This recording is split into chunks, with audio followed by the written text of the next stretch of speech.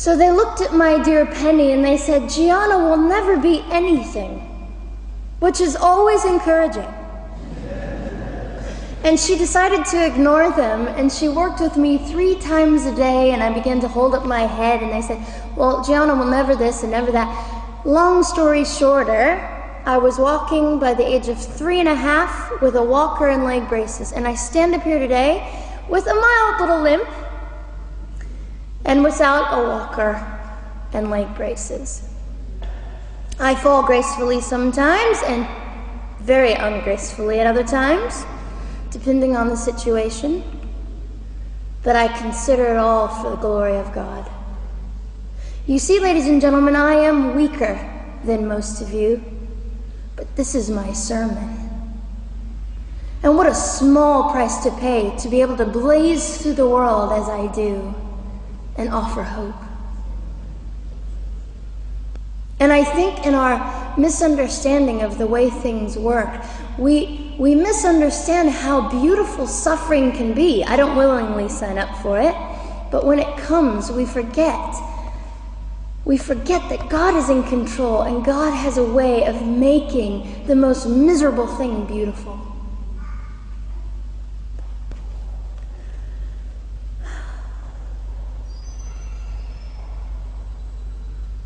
I have met my biological mother. I have forgiven my biological mother. I am a Christian.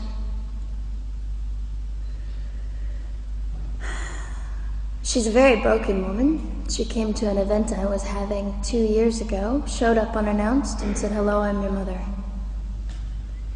And it was a very difficult day.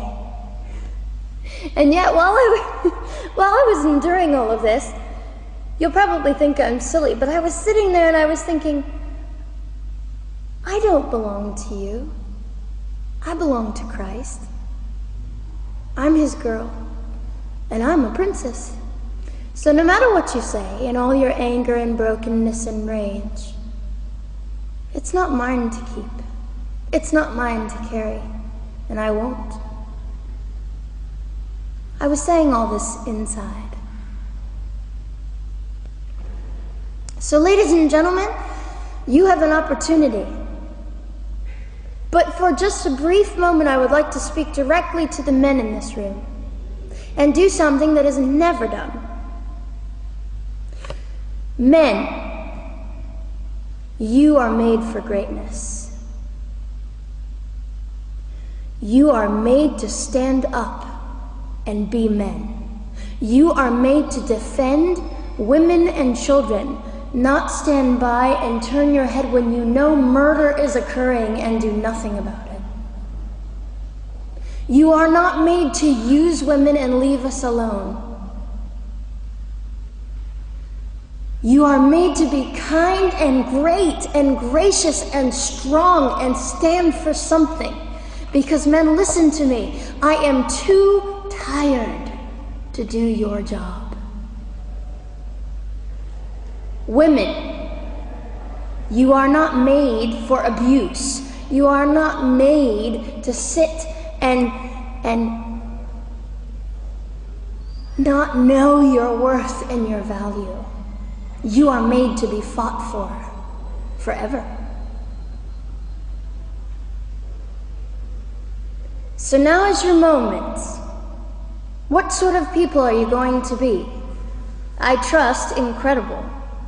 I trust, men, you will rise to the occasion. To the politicians listening, particularly to the men, I would say this: you are made for greatness, set your politics aside. You are made to defend what is right and good. This fiery young girl will stand here and say, now's your moment. What sort of man do you want to be?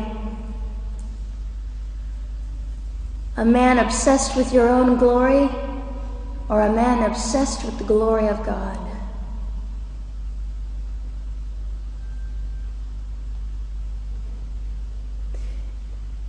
It's time to take a stand, Victoria. This is your hour. God will assist you. God will be with you. You have the opportunity to glorify and honor God in 2008. I'll just end with this. Some of you might be slightly annoyed that all I keep doing is talking about God and Jesus. But how on earth can I walk about limping through this world and not give all my heart and mind and soul and strength to the Christ who gave me life? So if you think I'm a fool, it's just another jewel in my crown. My whole intent in living here is to make God smile. I hope some of this made sense. It just came from my heart. God bless and keep you.